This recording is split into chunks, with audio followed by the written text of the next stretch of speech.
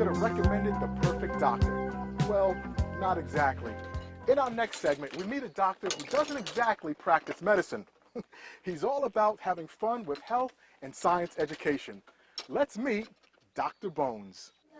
It brings things together, right? Gravity is a force that brings things together.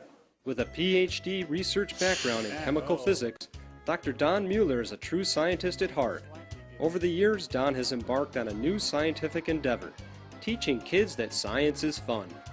But in order to relate to these children more effectively, Don has donned a wig, glasses, and lab coat and created an interesting alter ego known as Dr. Bones. Well, I was starting in the college ranks and said, these kids don't know enough math, they don't know enough science. What am I going to do?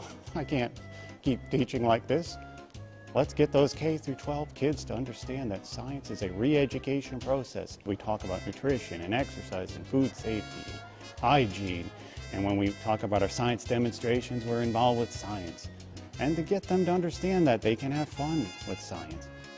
Dr. Bones teaches science in a way that kids can understand and appreciate. He sparks a child's curiosity for science by illustrating scientific principles with simple hands-on demonstrations.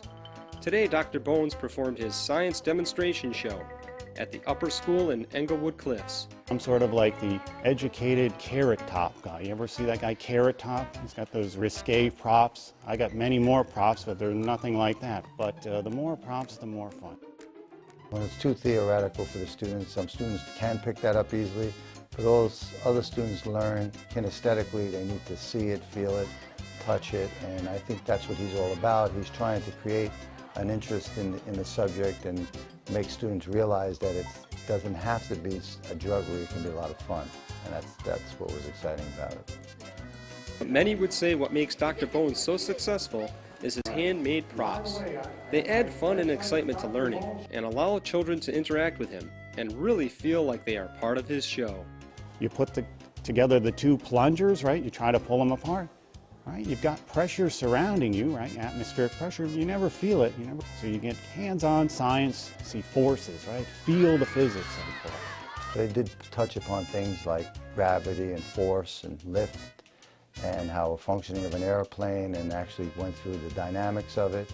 So the students saw that science could be fun, it was hands-on, multisensory, and they enjoyed it. That's the most important thing. This year, Dr. Bones has coined the second Tuesday of May National Stomp Stogies Day.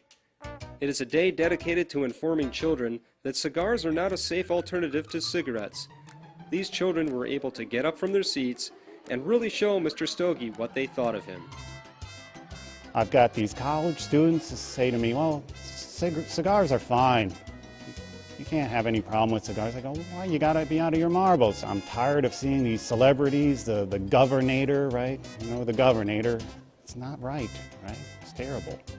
For the children to see that a scientist is actually going out of his way to talk about lung capacity and all that, he did that experiment, makes it more informative and also impressionable to the students.